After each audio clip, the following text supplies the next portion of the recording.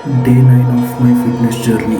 ಇವತ್ತು focus, intensity ಮತ್ತು comfort ಝೋನ್ನಿಂದ ಹೊರಬರೋದು, ಆದರೆ ಅದರ ಮೇಲೆ ಗ್ರೋತ್ ಇದೆ. ಜಿಮ್ಗೆ ಹೋದಾಗ ನನಗೆ ಒಂದೇ thought, let's make today count.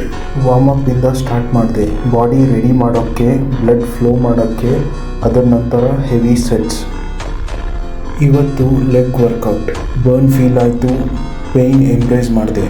ಯಾಕೆ ಅಂದರೆ ಚೇಂಜ್ ಅನ್ನೋದು ಎಕ್ಸಾಕ್ಟ್ಲಿ ಅಲ್ಲೇ ಸ್ಟಾರ್ಟ್ ಆಗುತ್ತೆ. ಕೆಲವು ದಿನ ಎನರ್ಜಿ ತುಂಬ ಡಿಫ್ರೆಂಟಾಗಿರುತ್ತೆ. ಇವತ್ತು ಅದೇ ದಿನ. ನನ್ನ ಪರ್ಫೆಕ್ಷನ್ ಚೇಸ್ ಮಾಡಿಲ್ಲ, ಪ್ರೋಗ್ರೆಸ್ ಚೇಸ್ ಮಾಡಿದೆ. Weights, sound, breathing rhythm, focus in eyes, ಅದು ನನ್ನ ಝೋನ್.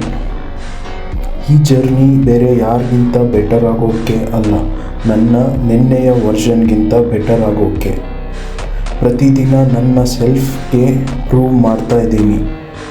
ನಾನಿನ್ನೂ ಫಾರ್ ಬೆಟರ್ ಮಾಡ್ಬೋದು, ಹೆವಿ ಲಿಫ್ಟ್ ಮಾಡ್ಬೋದು, ಸ್ಟ್ರಾಂಗ್ ಇರ್ಬೋದು, ಫಿಸಿಕಲಿ ಮತ್ತು ಮೆಂಟಲಿ ಎರಡೂ.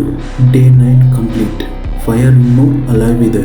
ರಿಮೆಂಬರ್, ನಿನ್ನ ಬಾಡಿ ಚೇಂಜ್ ಆದಾಗೆ ನಿನ್ನ ಮೈಂಡ್ ಡಿಸೈಡ್ ಮಾಡುತ್ತೆ.